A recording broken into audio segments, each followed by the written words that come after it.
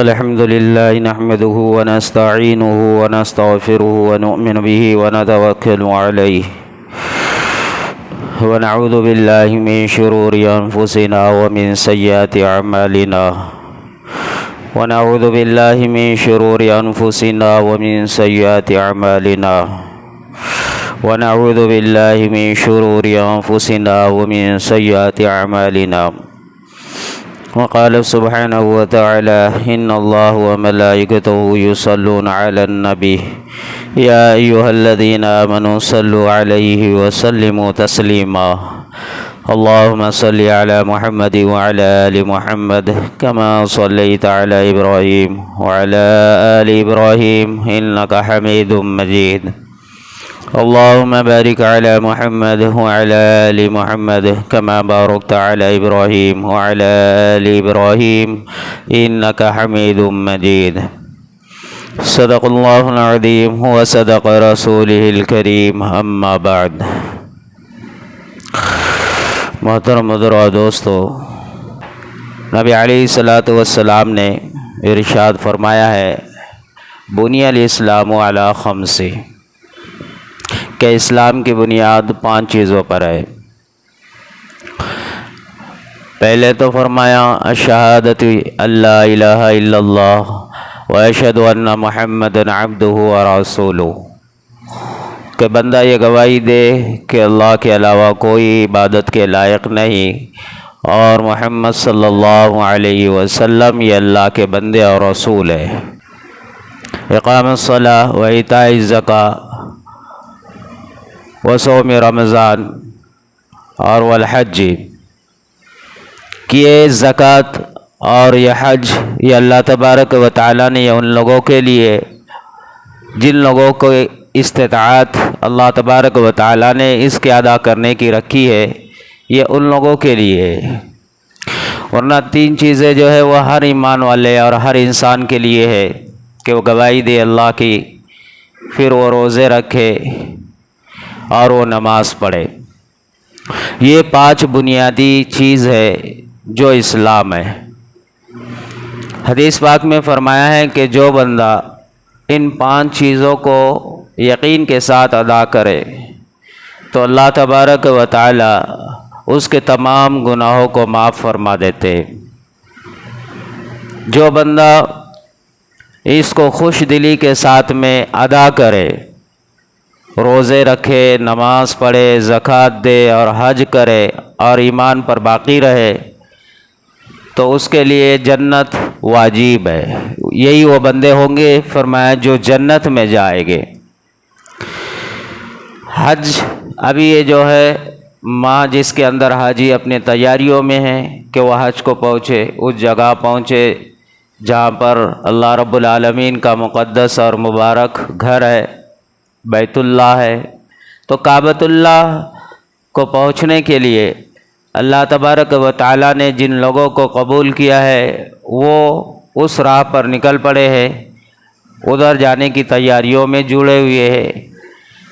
تو اللہ تبارک و تعالیٰ نے جنہیں استطاعت دی، جن کو اللہ پاک نے جو ہے نوازا ہے، ان کے لیے قرآن نے کہا ہے کہ فرض ہے کہ وہ حج کو اللہ کے گھر کی طرف نکلے۔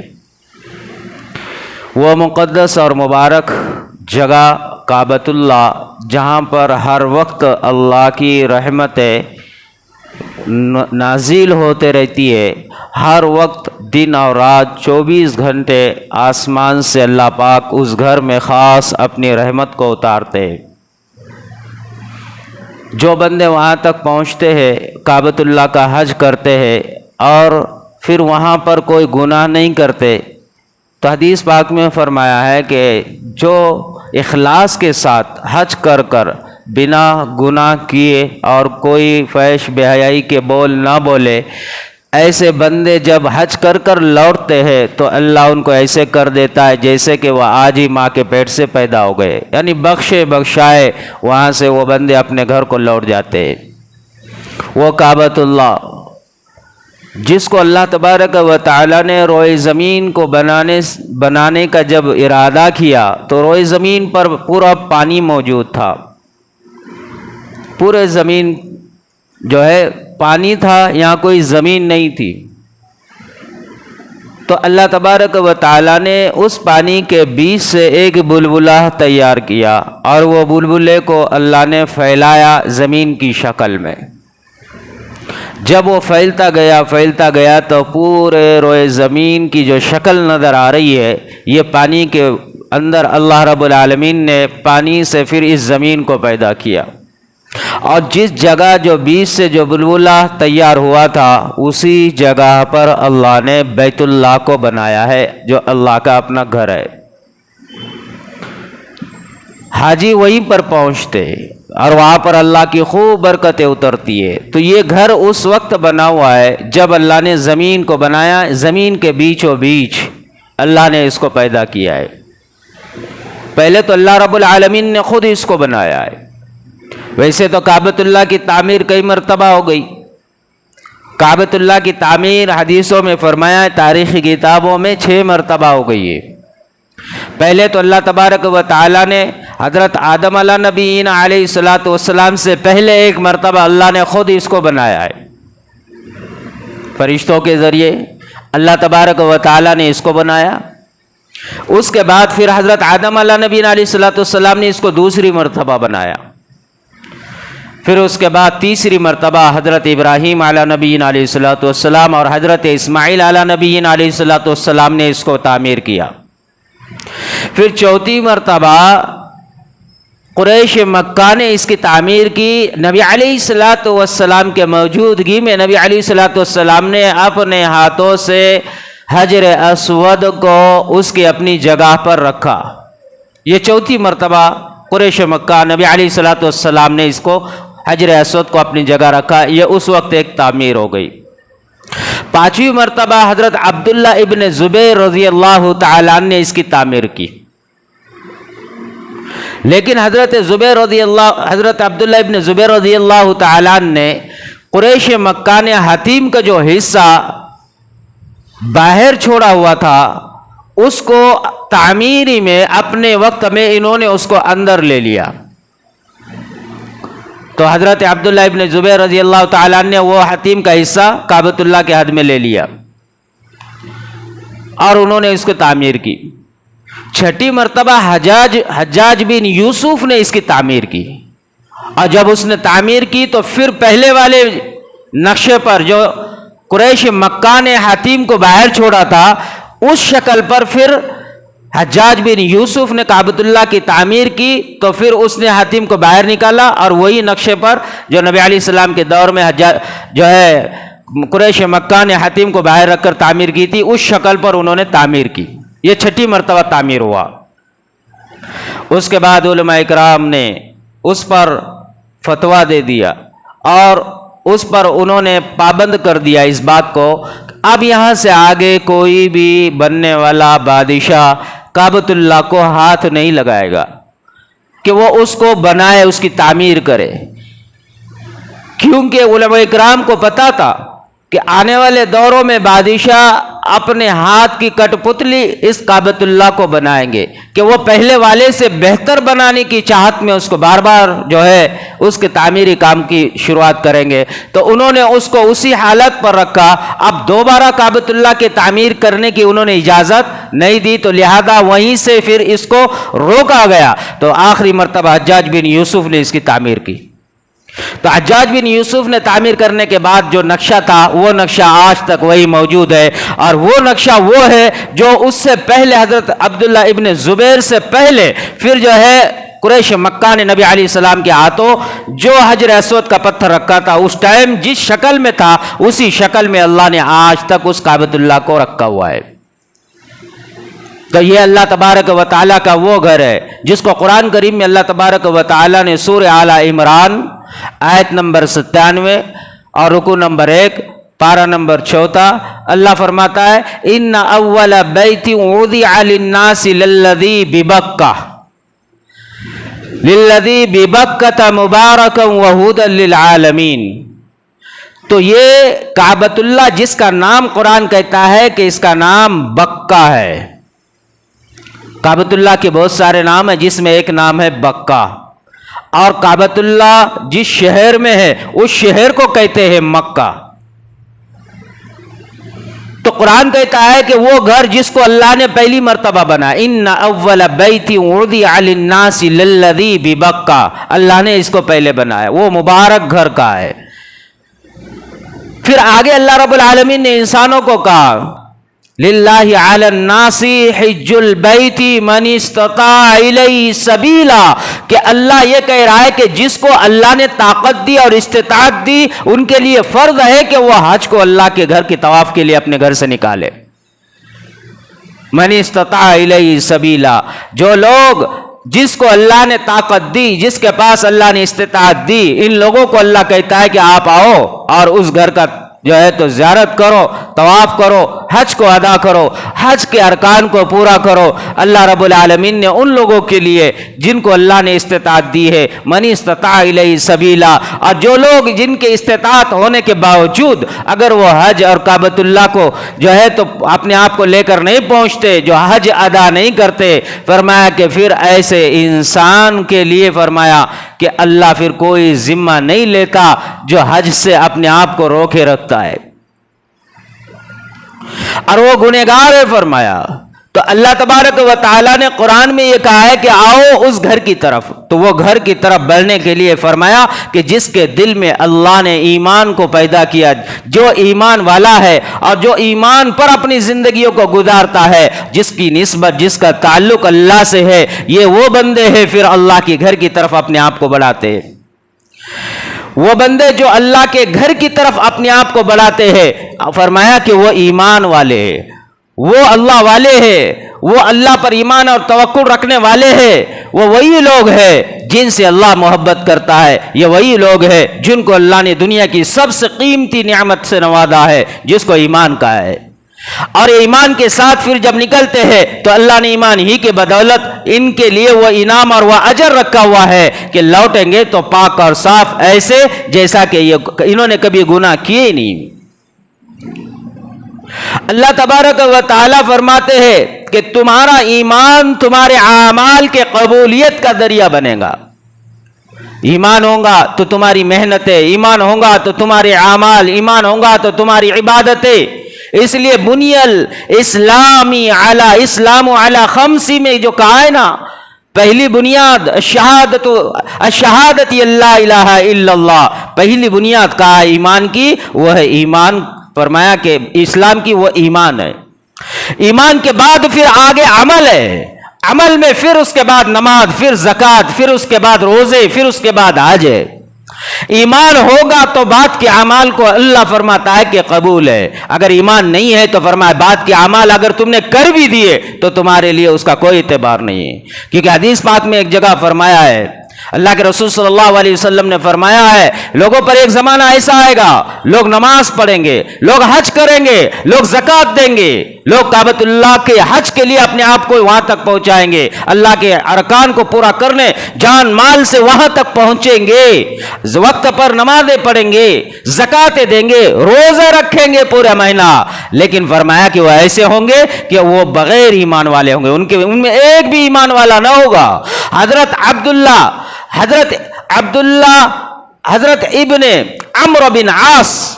وہ فرماتے ہیں، اللہ کے حبیب صلی اللہ علیہ وسلم نے فرمایا ہے، ایک زمانہ ایسا آئے گا کہ لوگ ایمان سے خالی ہو گئے، صرف عمل پر اپنے آپ کو کھڑا کیا ہوا ہوگا، ایمان ان کے اندر نہیں ہوگا۔ فرمایا کہ اتنے لوگ ہوگے مسجدوں میں، اتنے لوگ جو نمازیں پڑھ رہے ہوگے، لیکن اس میں ایک بھی ایمان والا نہیں ہوگا، ایک بھی ایمان والا نہ ہوگا۔ حضرت ابن عمر رضی اللہ تعالیٰ عنہ تو فرماتے ہیں، ایک ایک مسجد میں 1,000 لوگ ہوں گے، نماز پڑھتے ہوئے سب نظر آئے گے، لیکن اس میں ایک بھی ایمان والا نہ ہوگا۔ یہ فتنوں کے دور اور قرب قیامت سے پہلے ایسے دور آئیں گے جس کو اللہ کے حبیب صلی اللہ علیہ وسلم نے یہ چیزوں کو بتلایا ہے کہ قیامت سے قریب لوگ ایمان باہر رکھ کر اپنے دلوں سے ایمان کو نکال دیں گے، لیکن صرف نمازیں پڑھیں گے، روزے رکھیں گے، حج کریں گے، لیکن ایمان والے نہ ہوگے، ایمان والے نہ ہوگے، حج بھی کریں گے لیکن ایمان والے نہ ہوگے۔ حضرت حذیفہ رضی اللہ تعالیٰ عنہ فرماتے ہیں کہ جمعہ کی نماز میں لوگ مسجد میں گچا گچ بھرے ہوئے ہوں گے، کہیں جگہ نظر نہیں آئیں گی، اور اس دوران اگر کوئی دشمن ان میں تیر چھوڑ دے، تیر پر تیر چھوڑ دے، تو تیر جس کو بھی لگے گا وہ بغیر ایمان والا ہوگا۔ تو فرمایا اس سے یہ ظاہر ہوتا ہے کہ مسجد میں جتنے بیٹھے ہوئے ہوگے سب بغیر ایمان والے ہوگے۔ یہ ایسا دور قرب قیامت کے قریب آنے والا ہے کہ لوگ چھوٹی چھوٹی باتوں سے اپنے ایمان سے اپنے آپ کو دور کرتے جائیں گے۔ لوگ، حدیث میں فرمایا ہے، لوگ قرب قیامت کے قریب ان کے اوپر ایسے حالات آئے گے، ایسا تشدد ان پر بھرپا ہوگا اور ان پر ایسی آزمائش آئے گی کہ ان کا اسلام پر اور دین پر چلنا مشکل ہو جائے گا۔ ان کے لیے نمازیں اور دین اور ایمان کو ظاہر کرنا مشکل ہو جائے گا، اور اگر وہ ظاہر کر دے تو فرمایا کہ ان کے لیے اتنا مشکل ہوگا دین کو، اپنے دین پر اپنے آپ کو چلانا، جیسے کہ آگ کے انگاروں کو ہاتھ میں لینا مشکل ہے۔ آگ کے انگار کو اگر کوئی ہاتھ میں لے تو اس کو زیادہ دیر لے نہیں سکتا، ایسی فرمایا کہ اس کا اسلام پر ٹکنا مشکل ہو جائے گا۔ اور پھر اس پر ظلم، اور پھر اس پر جو ہے تشدد، اور جو اس کے اوپر جو حالات لائے جائیں گے دشمنوں کی طرف سے، یہود اور نصرانی اور مشرکینوں کی طرف سے، تو فرمایا کہ اس کی بنا پر یہ دیکھے گا کہ آرام اور راحت والی جو زندگی ہے وہ اسلام سے باہر ہے، اس کی خواہشات نفس کو پورا کرنے والی جو زندگی ہے وہ اسلام سے باہر ہے، اور اسلام میں پریشانیاں، اسلام میں جو ہے لوگوں کا خوف، اسلام میں حالات، اسلام میں آزمائش، اسلام میں تشدد، اسلام میں ظلم، جو لوگ اس کے اسلام میں ہونے پر جو اس پر کر رہے ہوگے، وہ صرف اپنے خواہشات کو پورا کرنے کے لیے اسلام کی رسی کو اپنے گلے سے نکال دے گا اور وہ ایمان سے خارج ہوگا۔ اس لیے حدیث میں فرمایا کہ یہ مومن مسلمان صبح اٹھے گا تو شام ہوتے ہوتے کافر ہو جائے گا، اور شام جب ہوگی تو صبح ہوتے ہوتے وہ کافر ہو جائے گا۔ یہ شام میں مومن تھا، مسلمان تھا، صبح ہوتے ہوتے کافر ہو گیا، اور یہ صبح میں اٹھا تو مومن تھا لیکن شام ہوتے ہوتے وہ کافر ہو گیا۔ اس کی وجہ یہ ہے کہ وہ ظلم اور زیادتی اور آزمائش میں اپنے ایمان سے اپنے آپ کو جوڑ کر نہیں رکھ پائے گا۔ ظاہر میں نظر آئیں گا ماشاءاللہ مسلمان، اسی کو حدیث نے فرمایا، پھر یہ لوگ مسجدوں میں نظر آئیں گے لیکن ایمان سے خالی ہو گئے۔ یہ لوگ اپنے اسباب اور کاروبار میں دکھائی دیں گے کہ یہ مسلمان ہیں لیکن یہ اسلام سے نکل چکے ہوں گے، ان کی سوچ مرتد ہو گئی ہوگی۔ پھر فرمایا کہ صرف مندر میں گھنٹی بجانے سے لوگ سیدھا جہنم کی طرف نہیں جاتے، لوگ مسجد سے باہر نکل کر بھی جہنم میں چلے جاتے ہیں۔ مندر سے باہر نکل کر گھنٹی بجا کر اور وہاں پر شرک کر کر انسان جہنم میں نہیں جاتا، انسان مسجد سے باہر نکل کر اپنے آپ کو اللہ کے گھر سے نکال کر بھی وہ جہنم میں جاتا ہے، اس لیے کیونکہ اس کے دل میں شک اور شبہات اسلام کے لیے پیدا ہو چکی ہوتی ہے۔ اسلامی ارکان اور اسلامی احکامات اور اللہ کے احکامات کو وہ اپنے دل میں شک اور شبہات کی نظر سے دیکھتا ہوگا، اس کو قرآن میں شک نظر ہوگا، قرآن پر وہ اس کا شک پیدا ہوگا، قرآن میں وہ شک کرے گا، اعمالوں میں وہ شک کرے گا، حدیثوں پر وہ شک کرے گا، روایتوں پر وہ شک کرے گا، اللہ کے نبی کے فرمان میں وہ شک کرے گا، اور وہ شک اور شبہات میں اس کا ایمان اس سے خالی ہو چکا ہوگا، وہ ایمان سے خارج ہو چکا ہوگا۔ آج ہماری ذہنیت، آج کے اس دور میں ذہنیت سے مسلمان اکثریت جو ہے مرتد ہو رہی ہے اور ہو چکی ہے۔ اسلام کو لے کر، اسلامی احکامات کو لے کر، شریعت کو لے کر، سنتوں کو لے کر، ان ساری باتوں کو یہ انسان مسلمان جو ہے تو نکاح کو لے کر، طلاق کے مسئلے کو لے کر، قربانی کے مسئلے کو لے کر، جانوروں کی قربانی کے لیے ہماری زبانیں یہ چلتی ہے کہ ہاں کیا ہوا، پھر قانون یہ لایا جا رہا ہے کہ جانوروں کی قربانی نہ کرو، تو کیوں قربان کرے؟ کیا ضرورت ہے اتنے جانور؟ اس کے بدل کسی کو کھانا کھلا دو، اس کے بدل کسی غریب کی مدد کرو۔ یہ ہم اپنی عقل سے شریعت بنا رہے ہیں، ہم مرتد ہو رہے ہیں، ہماری سوچ مرتد ہو رہی ہے۔ ایسے اسلام جس کا اس کو علم ہی نہیں ہے، اس میں اور شک اور شبہ میں اپنے دل سے جب یہ اس کے اندر شک آ گیا، یہ اس کا ایمان دل سے خالی ہو گیا۔ اسلام زمین پر نہیں بنتا، اسلام کوئی فیکٹری نہیں ہے اور کوئی مدارس اور مکاتب میں اور کوئی علماء کی اختیار میں نہیں ہے کہ وہ اسلام کو بنائے۔ کوئی کائناتی انسان اسلام کو نہیں بنا سکتا، یہاں تک کہ وقت کے نبی اور کتب اور ابدال اور رسولوں کو بھی یہ اختیار نہیں ہے کہ وہ شریعت کو بنائے۔ وہ شریعت وہ ہوتی ہے جو اللہ بنائے، شریعت وہ ہوتی ہے جو اللہ فیصلہ کرے۔ اور شریعت جو کچھ ہم تک پہنچی ہے یہ اللہ نے بنائی ہوئی ہے، جس کے زمین پر ہم، جس کا آسمان سر کے اوپر، سورج اور چاند اور ستارے جس کی جو ہے تو ہم روزانہ اس سے نفع اٹھائے، جس نے ہوا اور پانی اور غذا کا انتظام ہمارے لیے کیا، اور جس نے ہمیں پیدا کیا ہے۔ اللہ کہتا ہے کہ میرے احکامات ہے شریعت، تم اس کو اپناؤ، تم دنیا کو نہ دیکھو، یہ سب میں نے پیدا کیے ہوئے ہیں۔ ان کی آزمائش ہوگی، مسلمانوں کے ساتھ آزمائش کا دور آئے گا، ایسا سخت ترین دور، اتنا سخت ترین دور کہ یہ انسان اپنے آپ کو ایمان والا بھی نہیں کہہ پائے گا۔ اللہ کے نبی صلی اللہ علیہ وسلم نے فرمایا قیامت اس وقت تک نہیں آئیں گی، میرے امت کے اندر سے لوگ ایک ایک کر نہیں، جماعت در جماعت اور خاندان در خاندان اسلام سے نکل کر مرتد ہو کر شرک کرنے نہ لگ جائے۔ حضرت ابو ہریرہ رضی اللہ تعالیٰ عنہ فرماتے ہیں جب مکہ فتح ہوا، نبی علیہ الصلوۃ والسلام پر قرآن اترا، اذا جاء نصر اللہ والفتح ورأیت الناس يدخلون فی دین اللہ افواجا، جب یہ اترا جس کے اندر اللہ کہتا ہے کہ اللہ کی مدد آئی، اللہ نے تمہیں کامیابی دی، مکہ فتح ہو چکا، اب اللہ یہ کہتا ہے کہ اب اسلام میں تمہارے طرف لوگ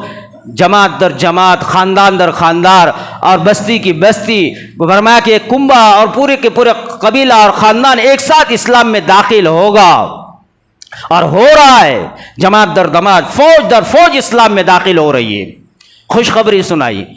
حضرت ابو ہریرہ فرماتے اس کے بعد اللہ کے حبیب نے اور فرمایا، اور اللہ کے حبیب نے فرمایا کہ ابو ہریرہ ایک دور قیامت سے پہلے، قرب قیامت ایسا بھی آئے گا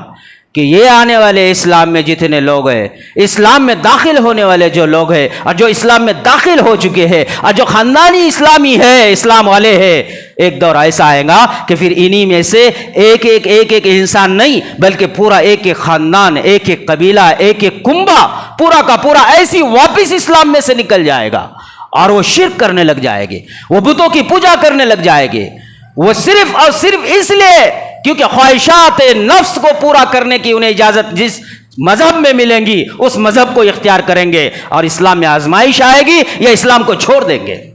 یا ایمان کو چھوڑ دیں گے، فوج در فوج اسلام سے نکل کر جو ہے تو کفر اور شرک کریں گے۔ فرمایا کہ یہ وہ دور ہوگا جو قرب قیامت کا ہوگا، اور یہ سب کے سب لوگ مرتد ہو کر دنیا سے رخصت ہو گئے، اور خسر دنیا ذالک هو الخسران المبین، یہ ان کا وہ گھاٹا ہوگا جو دنیا اور آخرت کا بھی ہوگا، اور سب سے بڑا ان کا نقصان ہوگا وہ آخرت کا ہوگا۔ یہ قرب قیامت کے قریب ایسا منظر آنے والا ہے، اس لیے تو فرمایا ہے کہ تم اپنے ایمان کی طرف متوجہ ہو جاؤ کہ اللہ نے تمہیں کون سی نعمت سے نوازا ہے۔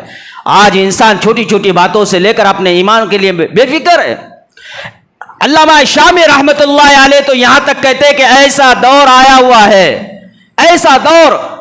کہ انسان عورتیں اپنی زبانوں سے صبح سے شام تک ایسے کلمات کہتے ہیں اللہ کی نافرمانی کے، دین اور شریعت اور اسلام میں شک اور شبہات کے، قرآن اور حدیث کو لے کر اسلام کے بارے میں ایسے بول دیتے ہیں کہ ان کو پتہ بھی نہیں چلتا کہ یہ مرتد ہو چکے ہیں۔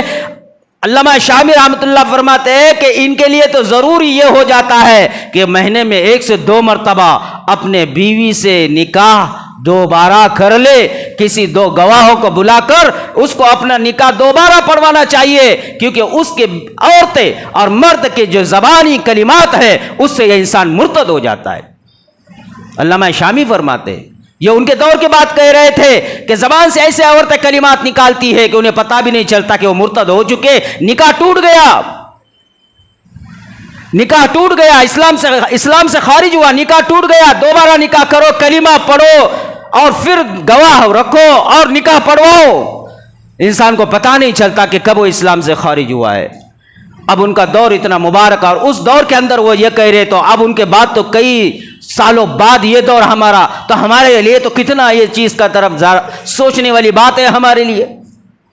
کہ ہم کہاں تک کس طریقے سے ہمارا حال ہے۔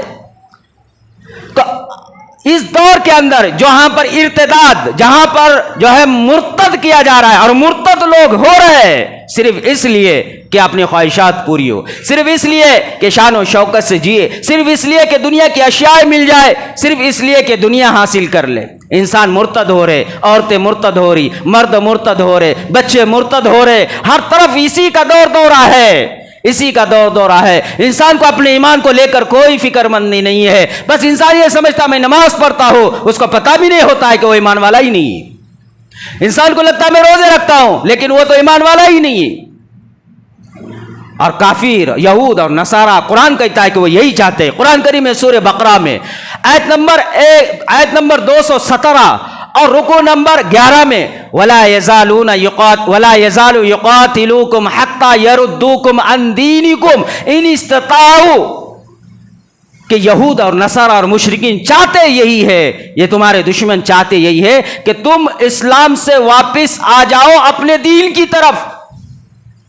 और वो यही चाहते हैं कि वो तुमको अपने इस्लाम और दीन से फेर कर वापस उनके अपने दीन में लाए, उनके दीन में शामिल करे। ये तब ही अपने आप को खुश तुमसे नजर आएंगे, या अपने आप को खुश करने के लिए और अपने अंदर तुम्हें लेने के लिए हत्तल इम्कान तुमसे लड़ेंगे भी, दुश्मनी भी करेंगे, हसद भी रखेंगे, बुग़्ज़ भी रखेंगे, यहां तक कि तुम्हारे साथ हर वक्त लड़ते और झगड़ते रहेंगे।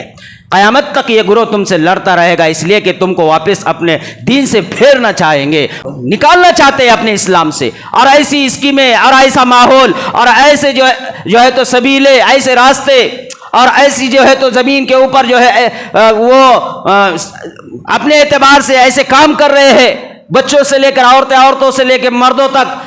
कि वो इंसान को पता भी नहीं चलता है कि यकीनन जो है इस्लाम जो है उसके इस्लाम से, ईमान से वो अपने आप को उसने बाहर निकाला हुआ है। आज का दौर ईमान की फिक्र करने का है। जिसने ईमान की फिक्र की उसका थोड़ा अमल भी अल्लाह के पास कबूल होगा, वो उसको जन्नत में ले जाएगा। और जिसने ईमान की फिक्र नहीं की, वो चाहे रात दिन अल्लाह की इबादत में रहे, रात दिन जान माल लगाए, या फिर हज करे, या फिर ज़कात दे, या रोजे रखे, फरमाया कि बगैर ईमान का अल्लाह के पास कोई एतबार नहीं है। बुनियल इस्लाम अला खम्सिही शहादत अल्ला इलाहा इल्लल्लाह, फरमाया पहली बुनियाद जो है इस्लाम की वो है कलिमा तय्यब ला इलाहा इल्लल्लाह। हम इस बात को दिल के अंदर उठा रहे। इस्लाम जब दिलों के अंदर आता है तो आजमाइशों से इंसान डरता नहीं है। इस्लाम जब इस इंसान के अंदर, ईमान जब इंसान का बन जाता है तो फिर इंसान घबराता नहीं है कि मैं ईमान से जो है अपने आप को फेर दूं। एक औरत नबी अलैहिस्सलाम के दौर में जिसका नाम उम्मे शरीक है, वो इस्लाम उसने अपने जात से ईमान कबूल कर दिया, वो ईमान में दाखिल हो गई। जैसे ईमान में दाखिल हो गई, चुपके चुपके वो लोगों के पास जाती और इस्लाम की दावत देती। औरतों के घर घर जाकर औरतों को कहती, अगर तुम बुत परस्ती की हालत में अगर दुनिया से रुखसत हो गई तो तुम जहन्नुम का ईंधन बनोगी, लिहाजा तुम कलिमा पढ़ो। नबी अलैहिस्सलाम ने जो इस्लाम जो दीन लेकर आए तुम उनको अपनाओ, लिहाजा तुम ईमान वाली हो जाओ। चुपके चुपके लोगों को दावत देती, इस्लाम की दावत घरों के अंदर जा जाकर ये अपने आप को लोगों की तरफ जोड़कर इस्लाम की तरफ लोगों को लाती। लोग कुफ़ार मुशरिकीन को पता चला, जैसे कुफ़ार मुशरिकीन को पता चला कि ये औरत, जो लोग हमारी औरतें हैं उनको इस्लाम की तरफ खींच रही है और उन्हें हमारी पुराने मजहब से, दीन से फेर रही है, तो उन्होंने उम्मे शरीक को पकड़ लिया, चुपके से जाकर उनके ऊपर जो है तो कैद कर दिया। और पकड़ कर देखा तो ये तो वो है जो उम्मे शरीक। उन्होंने जब उम्मे शरीक को देखा तो कहा, तू तो वो है ना जहां पर तेरा खानदान और कबीला भी मौजूद है। कहा कि हाँ। कहा कि उसकी निस्बत, उससे ताल्लुकात, उससे पहचान अगर हमारी ना होती, हम तेरा वो हाल करते कि तू आइंदा ये जो कुछ कर रही है इससे तो हमेशा के लिए बाज आ जाती। तो उम्मे शरीक को कहा, हम तेरे कबीले और ख़ानदान तक तुझको ले जाकर छोड़ देंगे, लिहाजा तुझको हम अपने साथ हमारे कबीलों में रहने नहीं देंगे। तो उम्मे शरीक कहती, उन्होंने मुझे बांध कर मुझे जो है एक सवारी पर, ऐसी सवारी जिसके ऊपर कुछ रखा हुआ नहीं, काबतुल्लाह से कई किलोमीटर दूर मेरा घर, मेरी बस्ती थी, मुझे उस सवारी के ऊपर बिठाया जिसके ऊपर कोई नीचे बिछा हुआ कोई नहीं था। और उन्होंने अपने साथ अपने सवारियों को अच्छे तरीके से लेकर उसके ऊपर खूब इंतजाम, उनके बैठने का, खाने का, पीने का, तोशा सब कुछ रखा हुआ, उस पर उन्होंने अपने आप को सवार किया और मुझे उस सवारी पर सवार किया और मुझे बांधा हुआ। मुझे बांध कर वो वहां तक लेने लग गए, ले जाकर मुझे मेरे कबीले में छोड़ने के लिए। जब चलने लग गए तो वो कहते कि रास्ते से वो मुझे लान तान करते और मुझे धूप वाले रास्ते से चलाते, वो साये वाले रास्ते से चलते। जब रास्ते में कहीं पर रुकने की नौबत आती, ये लोग खाने पीने के लिए रुकते तो मुझे पानी तक नहीं देते, खाना पीना तो दूर, मेरा खाना और मेरा पानी सब कुछ इन्होंने बंद कर दिया। यहां तक कि जब सायेदार जगह आती ये लोग रुक जाते और ये लोग साये के अंदर अपने आप को बिठाते और मुझे वो सूरज के सामने अपने बांध कर जो है तो सूरज के सामने छोड़ देते। मैं ऐसी वहां पर बिलखते रहती घंटों तक, वो मुझे धूप के अंदर बांधा हुआ रखते, मुझे पानी नहीं दिया। 1 दिन हुआ, 2 दिन हो गए, 3 दिन हो गए, اور وہ راستے سے کہتے کہ اگر تو خیریت چاہتی ہے تو ایمان کو چھوڑ دے، اگر تو اس زندگی چاہتی ہے تو اسلام سے پھر جا، اور تو ہمارے آب و اجداد کا جو مذہب ہے اس کی طرف واپس لوٹا۔ شریک کہتی میں نے دھوپ کو برداشت کیا، میں نے چٹیل میدان اور زمین اور پتھر اور ریت کو برداشت کیا، میں نے بھوک اور پیاس کو برداشت کیا، لیکن یہ نہیں کہا کہ ہاں میں اسلام چھوڑتی ہوں اور تمہارا مذہب اختیار کرتی ہوں۔ ابھی اسلام میں آئی ہوئی عورت ابھی اسلام میں داخل ہو گئی، اس کا ایمان ایسا، آزمائش، حالات اور پریشانیاں آنے کے باوجود اس نے اپنی ہار نہیں مانی اور اسلام سے اپنے آپ کو باہر نہیں کیا، بلکہ ان سے کہنے لگ گئی تم جو چاہے وہ کر لو۔ ایک دن تو میں نے اپنے آپ کو برداشت کیا، دوسرا دن آیا دھوپ اور تفتیش اور گرمی کی وجہ سے میرا حلق جو ہے اب بات کرنے کے کام کا نہ رہا، میرے حلق سے آواز نہیں نکلنے لگ گئی، پانی کے ایک بوند تک کے لیے جو ہے تو میں ترسنے لگ گئی۔ دوسرا دن بھوک اور پیاس سے ایسی گزرا۔ تیسرا دن آیا، ایسی ہی وہ لوگ مجھے دھوپ کے سامنے چھوڑ دیتے باندھ کر اور خود سائے کی جگہ میں بیٹھ جاتے۔ تیسرے دن میرا یہ حال تھا کہ میری آنکھ تک نہ کھلنے لگ گئی، مجھے سورج کے سامنے لٹھا دیا۔ یہ لوگ کھڑے ہو کر ہنس کر مجھ سے کہنے لگ گئے چھوڑ دے وہ مذہب اور چھوڑ دے وہ کلمہ جس کو تو نے اختیار کیا ہے، اگر تو نے چھوڑ دیا تو ہم تیرے ساتھ خیر کریں گے، تیری وہ چاہتے پوری کریں گے، تجھے واپس ہماری طرف ہمارے قبیلے میں رکھیں گے، تیرے رہنے کا بھی انتظام، کھانے کا بھی انتظام، تیرے لیے عیش و آرام کی زندگی ہم تجھے دوبارہ دیں گے، تو آزاد زندگی جیئیں گی، صرف اسلام کو چھوڑ دے، ایمان سے پھر جا۔ شریک کہتی کہ اس حالت میں بھی میری آنکھ نہ کھلنے کے باوجود زبان کو میں نے چلانے کی کوشش کی، میری زبان چلتی اور میں کہتی کہ لا نہیں، میں اسلام کو نہیں چھوڑ سکتی۔ وہ کہتی انہوں نے مجھے سورج کے سامنے چھوڑا اور وہ لوگ دھوپ کے جو ہے تو سائے کے اندر بیٹھ گئے اور میں دھوپ کے اندر ہوں۔ میں کیا دیکھتی ہوں کہ میرے سینے کے اوپر جو ہے تو ایک ٹھنڈک محسوس ہو گئی۔ میں نے اس ٹھنڈک کی محسوسی پر اپنی آنکھ کو کھولا، جیسی آنکھ کو کھولا تو دیکھا کہ میرے سینے کے اوپر ایک پانی کا ڈول ہے۔ جب میں نے اس ڈول کو محسوس کیا تو میں نے اپنا منہ کھولا، میرے ہاتھ اور پیر میں بھی طاقت نہیں تھی کہ میں اٹھ کر جو ہے تو پانی کو پی سکوں، تو وہ ڈول سے خود بخود میرے منہ کے اندر پانی آنے لگ گیا، ٹھنڈا پانی تھا، میں نے اس کو پی لیا، حلق کو بھی اور پیٹ کو بھی میں نے جو گرمی تھی اس ٹھنڈے پانی سے بجھا دیا، لہذا میں نے پانی سے سیراب ہو گئی، میں پانی پی لی لیکن پھر بھی میرے اندر کھڑے ہونے کی طاقت نہ رہی۔ اسی دوران تھوڑا دیر اور گزری تھی، پھر سے جو ہے میرے آنکھ کے سامنے وہ ڈول واپس آیا اور واپس آ کر پھر اس سے مجھے پانی پلایا گیا، میں نے پھر پانی خوب سیر ہو کر پی لیا، پھر ڈول غائب ہو گیا، پھر تیسری مرتبہ یہی حالت ہوئی اور اسی حالت پر پھر میں نے پانی بھی پی لیا۔ اب میں نے پانی اتنا سیر ہو کر پی لیا، اب میرے پیٹ میں گنجائش نہیں تھی، لہذا میں نے ہاتھ سے ڈول کو میرے اوپر پلٹی کر دیا اور وہ خود کہتی کہ میرا پورا جسم اس پانی سے ٹھنڈا ہو گیا، پورا جسم میرا پانی سے بھیگ گیا۔ اس دوران میرے جسم میں جو ہے تو طاقت آئی اور طاقت آنے کے بعد میں اسی حالت پر تر و تازہ محسوس کرنے لگ گئی۔ اب کچھ دیر ہو گئی تھی کہ یہ لوگ پھر سے اب آگے نکلنے کے لیے میرے قریب آئے تو کیا دیکھتے ہیں کہ میرا بدن پانی سے بھیگا ہوا، میرے پاس کی زمین پانی سے بھیگی ہوئی، تو کہنے لگ گئی، وہ مجھ سے کہنے لگ گئے کہ شریک کیا تو نے اپنے آپ کو اس رسی سے چھڑا کر ہمارے مشکلوں سے پانی پی لیا، ہمارے ڈول سے پانی پی لیا؟ تو کہنے لگ گئی کہ میں نے اپنے آپ کو نہ یہاں سے اٹھایا، نہ تمہارے پانی تک لے گئی، نہ تمہارا پانی پیا، مجھے تو میرے اس رب نے پانی پلایا جس کا میں نے کلمہ لا الہ الا اللہ پڑھا ہے۔ شریک کہتی کہ میں نے وہ پانی پی لیا جو تمہارے پاس نہیں تھا، وہ پانی وہ زمین پر بھی نہیں تھا، وہ پانی آسمانی پانی تھا، میں نے دیکھا اللہ کے میرے رب نے مجھے وہ پانی پلایا۔ جب انہوں نے حالات کو، جب انہوں نے آزمائش کو، جب انہوں نے سختی کو برداشت کیا، آخری حد پار ہو گئی، تب اللہ کی ان پر مدد آئی کہ اللہ نے ان کے لیے پانی کا انتظام کیا۔ وہ کہتے کہ جب اس کے اس حالت کو ہم نے دیکھا تو کہنے لگ گئی کہ میرے اس رب نے جس کا میں کلمہ لا الہ الا اللہ آپ کے بستی کے عورتوں تک پہنچا رہی تھی، اس رب نے مجھے جو ہے پانی پلایا۔ وہی ایک رب ہے جس نے جو ہے زمین کو پیدا کیا، اسی رب نے آسمان کو پیدا کیا، اسی نے پانی کو پیدا کیا، اسی نے سورج اور چاند کو پیدا کیا، اسی نے تمہیں بھی پیدا کیا، اسی نے مجھے بھی پیدا کیا، اسی نے کل کائنات کو پیدا کیا۔ لہذا میں آپ کو بھی کہتی ہوں کہ تم اس رب کی طرف آؤ، تو اس بتوں سے اپنے آپ کو چھڑا لو، اس شرک کے کام سے اپنے آپ کو بچاؤ، اس اللہ کی عبادت کی طرف اپنے آپ کو لاؤ اور اس کے حق میں تم کلمہ لا الہ الا اللہ پڑھ لو۔ ام شریک کہتی کہ جب میں نے یہ انہیں کہا تو آگے بڑھے اور کہنے لگے یقیناً ہمیں یہ سب کچھ جو آنکھوں سے ہم نے دیکھا، یہ دیکھ کر تو ہمیں یہ لگتا ہے کہ یقیناً تمہارا رب ہی حق ہے، ہم جن بتوں کی اور جن معبودوں کی عبادتیں اور پوجا کرتے ہیں وہ جو ہے باطل طاقتیں ہیں۔ لہذا آگے بڑھے اور کہا کہ ام شریک ہمیں یقین آ چکا ہے وہ ایک رب جس کا تو نے کلمہ پڑھا ہے وہ رب برحق ہے، آپ ہمیں بھی کلمہ پڑھا کر مسلمان بنا دو۔ وہ پورے ذاتی وہ پوری جماعت نے ام شریک کے پاس کھڑے ہو کر ان کے ہاتھوں پر اسلام قبول کیا، کلمہ پڑھا۔ ام شریک کہتی کہ اب یہیں پر بس نہیں، میرے آقا محمد رسول اللہ صلی اللہ علیہ وسلم موجود ہے مدینہ میں، آپ چلو ہمارے ساتھ اور محمد رسول اللہ سے ملاقات کرو، اور ملاقات کر کر نبی علیہ الصلوۃ والسلام کو آپ جو ہے اپنے اس کارگزاری کو سناؤ اور اپنے اسلام کی شہادت اور گواہی کے لیے نبی علیہ السلام کو تیار کرو۔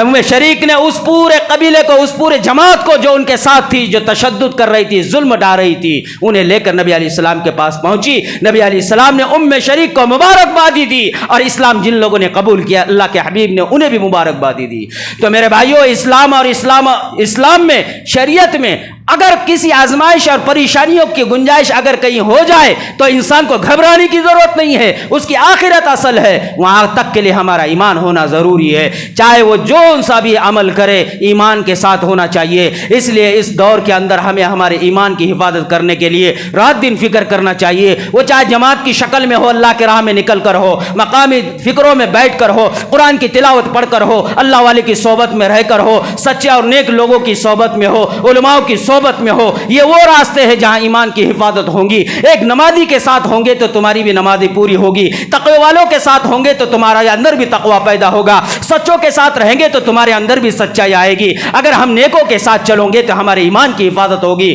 میرے بھائیوں، مرنا تو سبھی کو ہے، اس لیے موت سے پہلے اپنے ایمان کی حفاظت کی ذمہ داری اللہ نے جو دی ہے اس کو پورا کر لو۔ اللہ سے دعا ہے کہ اللہ پاک ہم سب کو موت سے پہلے ایمان پر محنت کرنے کی، اسلام پر رہنے کی، چلنے کی اللہ میں توفیق عطا فرمائے، اور اللہ ہمیں خوب دعاؤں کے ذریعے اسلام پر، ایمان پر استقامت کو مانگنے کی توفیق عطا فرمائے۔ اللہ ہماری نسلوں کی حفاظت فرمائے۔ وآخر دعوانا الحمدللہ رب العالمین۔